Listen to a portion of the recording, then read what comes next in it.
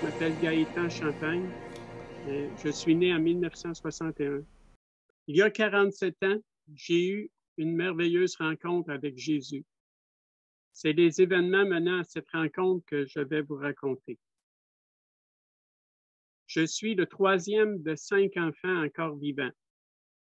Ma mère ayant vécu avant mon existence les décès de 4 autres enfants étant bébés. Mon enfance, jusqu'à l'âge de 11 ans, s'est passée à la campagne, à Sainte-Monique, comté de Nicolet, sur la rive sud du fleuve, près de Trois-Rivières. Mes parents étant maintenant décédés depuis plusieurs années, mon père en juin 1994 et ma mère en février 2008, avaient une petite ferme laitière et notre nourriture provenait entièrement de ce qu'elle produisait. J'ai le souvenir que mon père travaillait et mettait beaucoup d'efforts pour entretenir la ferme. Papa était analphabète et l'aîné des garçons. De ce que je sais de lui, c'est qu'il a eu une enfance dure.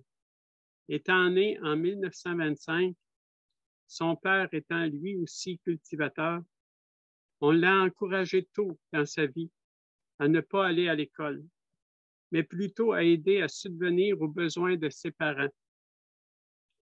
De ce que j'ai su de mon frère aîné, c'est que mon père a travaillé durement avec son père, à pelleter des fossés à 20 sous par jour et mon grand-père à 40 sous par jour.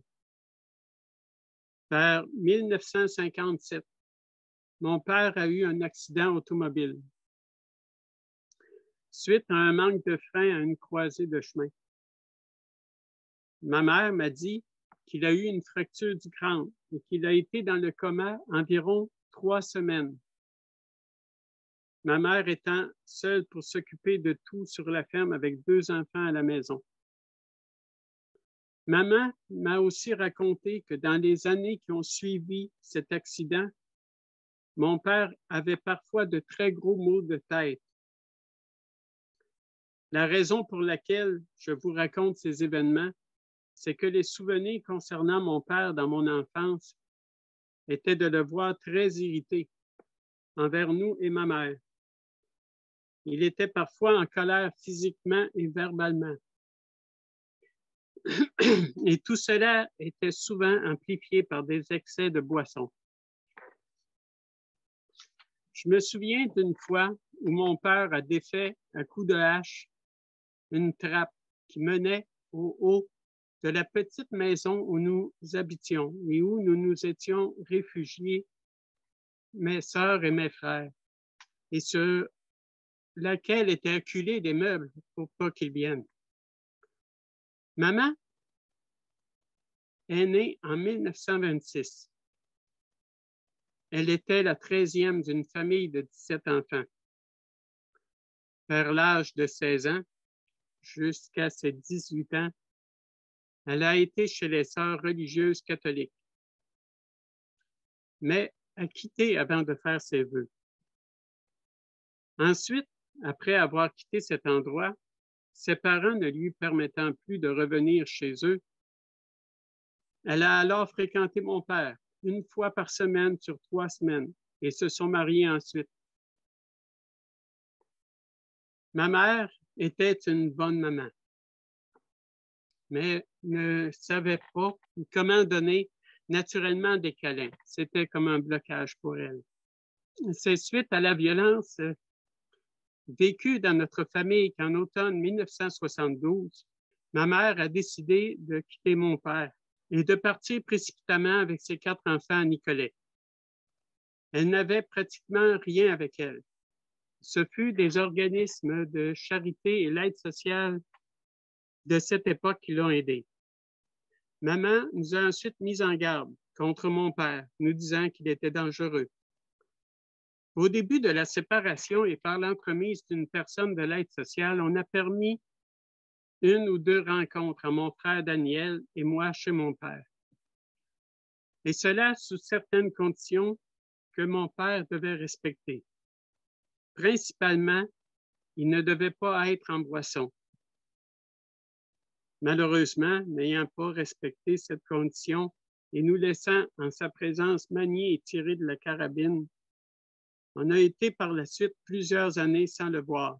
Je pense qu'à ce moment-là, mon père, vivant seul à la campagne et ne s'exprimant pas beaucoup verbalement, essayait de démontrer à sa façon de la joie et de l'attention à mon frère et moi. Ce fut que plusieurs années plus tard que je l'ai revu.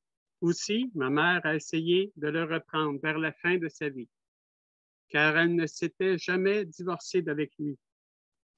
Mais certaines vieilles habitudes du passé sont revenues et ça n'a pas fonctionné. Dans ce temps-là, mes frères et moi avons eu l'occasion de communiquer avec lui et parfois de lui parler de Jésus. Mais en juin 1994, il est décédé subitement à 69 ans d'un arrêt cardiaque sans que je sache s'il s'était mis en règle avec Dieu. Pour moi, je sais qu'étant jeune chez mon père, je croyais à l'existence de Dieu. J'avais reçu ce que la religion catholique appelle la confirmation. Et je me souviens d'avoir prié volontairement dans mon lit en regardant une image catholique dans un cadre accroché sur un mur. Mais ce qui est le plus merveilleux, c'est ce qui s'est produit dans ma vie le 15 janvier 1974. Mon frère aîné, qui s'appelle René, était marié depuis un peu plus d'un an. Ses beaux-parents s'étant convertis à Jésus, mon frère et sa femme ont cru aussi par la suite. Ce fut alors que mon frère a entrepris de venir nous parler de la bonne nouvelle de l'Évangile chez nous à Nicolet, où nous habitions. Ma mère, étant une bonne catholique, n'aurait jamais voulu écouter quelqu'un lui annoncer une autre doctrine. Mais puisque c'était son fils, elle a alors décidé de l'entendre et de ne pas le rejeter.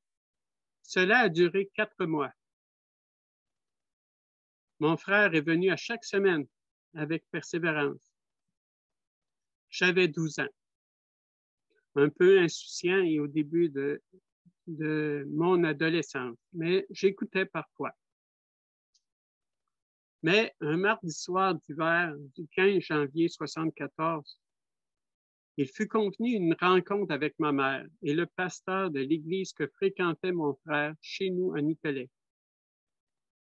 C'était M. Eugène Landry et sa femme Antoinette, qui était âgée dans la soixantaine avancée. Cette rencontre était pour entendre ce qu'il avait à nous dire concernant Dieu, car ma mère avait, je crois, déjà pris la décision intérieure de croire en Jésus et le suivre. Mais elle désirait que ses enfants puissent entendre le message de l'Évangile. Je me souviens que certains étaient assis et d'autres debout autour de notre table de cuisine. Monsieur Landry nous a parlé et nous a lu quelques passages de la Bible. En ce qui me concerne, j'étais à côté de l'épouse de ce pasteur, Madame Antoinette. C'était une dame qui dégageait une douceur et un amour pour les gens. D'ailleurs, elle me fait penser à mon épouse Joanne, qui est très douce et pleine d'amour. J'écoutais attentivement ce que le pasteur lisait et disait. Je me souviens que Madame Antoinette m'a montré quelques versets, dont un que je pense être les versets 23 et 24 du chapitre 3 de l'Épître aux Romains.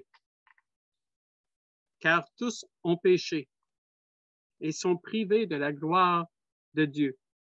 Et ils sont gratuitement justifiés par sa grâce, par le moyen de la rédemption qui est en Jésus-Christ.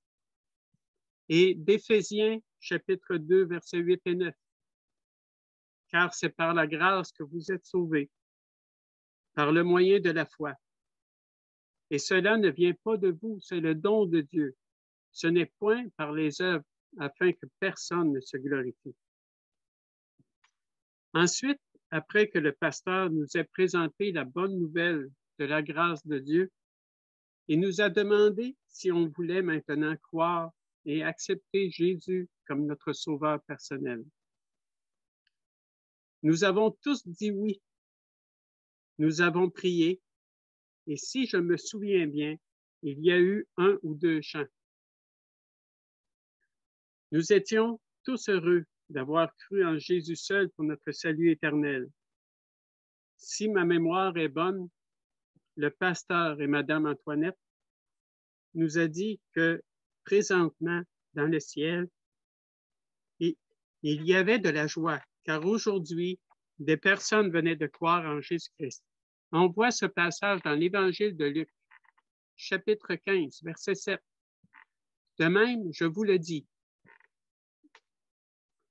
il y aura plus de joie dans le ciel pour un seul pécheur qui se repent que pour 99 justes qui n'ont pas besoin de repentance. Ce soir-là, Madame Antoinette m'a donné une Bible. J'ai alors commencé à la lire. Et déjà après le premier mois, j'avais terminé le Nouveau Testament. C'était merveilleux de lire ce livre et de découvrir ses trésors. Particulièrement, j'étais émerveillé de lire dans l'Évangile de Jean, chapitre 14, versets 1 à 7, que Jésus m'a préparé une place dans son ciel parce que j'ai cru en lui seul. Dans les mois qui ont suivi, parfois, je parlais autour de moi de Jésus. Je me souviens d'une fois, j'avais peut-être 13 ans, d'avoir discuté avec un curé dans une buanderie qui était en face de l'autre côté de la rue où nous habitions à Nicolet. La discussion a été sur Marie, sur ses enfants qu'elle a eus après la naissance de Jésus et qui est mentionné dans l'Évangile de Matthieu, chapitre 13, versets 55 et 56.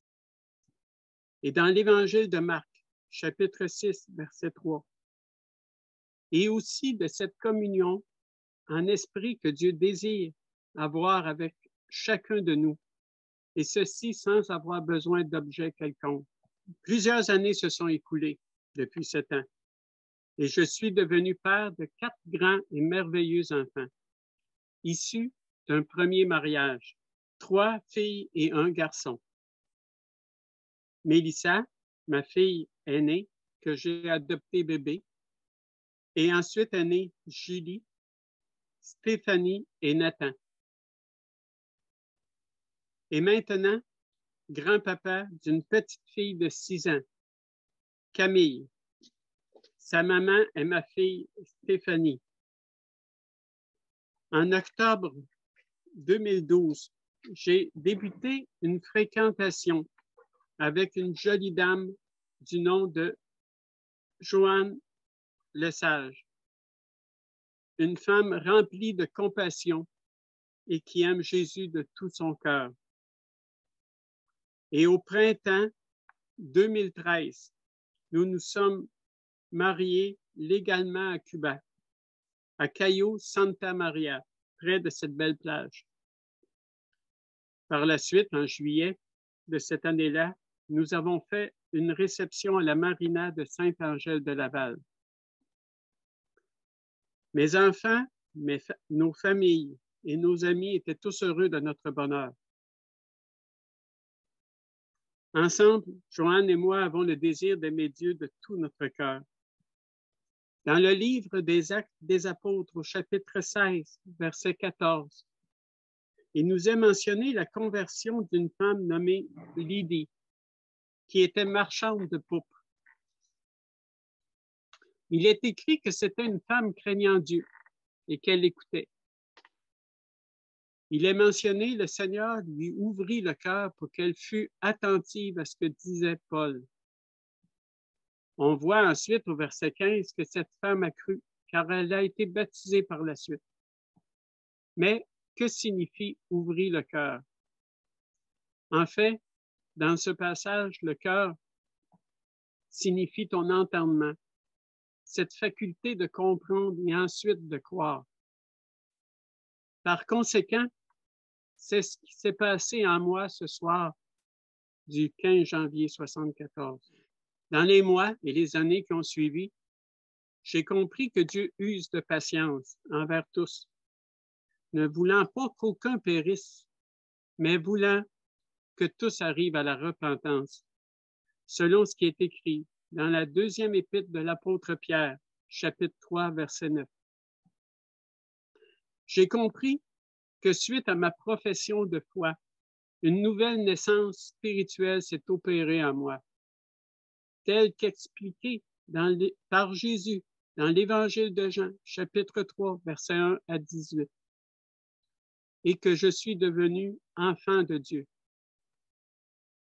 En effet, l'Évangile de Jean, chapitre 1, versets 12 et 13 mentionne: « Mais à tous ceux qui l'ont reçu, à ceux qui croient en son nom, elle a donné le pouvoir de devenir enfants de Dieu, lesquels sont nés non du sang, ni de la volonté de la chair, ni de la volonté de l'homme, mais de Dieu. » J'ai compris que Dieu le Père et Jésus a fait sa demeure en moi. L'Évangile de Jean, chapitre 14, verset 23, mentionne: « Jésus lui répondit: « Si quelqu'un m'aime, il gardera ma parole, et mon Père l'aimera. Nous viendrons à lui et nous ferons notre demeure chez lui. » J'ai compris que l'Esprit Saint habite en moi et que j'en suis scellé et qu'il est un gage de mon héritage céleste. L'Épître aux Éphésiens, chapitre 1, versets 13 et 14 mentionne: « En lui, vous aussi, après avoir entendu la parole de la vérité, l'évangile de votre salut, en lui vous avez cru, et vous avez été scellés du Saint-Esprit qui avait été promis, lequel est un gage de notre héritage pour la rédemption de ceux que Dieu s'est acquis à la louange de sa gloire. » Depuis ce temps, cette relation intime avec Dieu ne m'a jamais quitté. Certes, je suis un pécheur, encore un pécheur, et cela tant que je resterai dans ce corps terrestre. Mais je sais que j'ai un avocat, Jésus, auprès du Père, tel que mentionné dans la première épître de Jean, chapitre 2, versets 1 et 2. Cet avocat, Jésus, intercède pour moi, car par le sacrifice de Jésus à la croix, je suis devenu en lui, Jésus, justice de Dieu. En terminant, j'aimerais vous citer ce passage de l'Évangile de Luc, chapitre 4, versets 17 à 19, que Jésus a lu à Nazareth dans une synagogue et qui était un passage prophétique le concernant. Et on lui remit le livre du prophète Ésaïe. L'ayant déroulé et trouva l'endroit où il était écrit: « L'Esprit du Seigneur est sur moi, parce qu'il m'a oint pour annoncer une bonne nouvelle aux pauvres. Il m'a envoyé pour guérir ceux qui ont le cœur brisé, pour proclamer aux captifs la délivrance et aux aveugles le recouvrement de la vue, pour renvoyer libres les opprimés, pour publier une année de grâce du Seigneur. » Je souhaite à chacun et à chacune de vous de connaître cette grâce et ainsi d'avoir l'assurance de la vie éternelle que Jésus seul peut donner.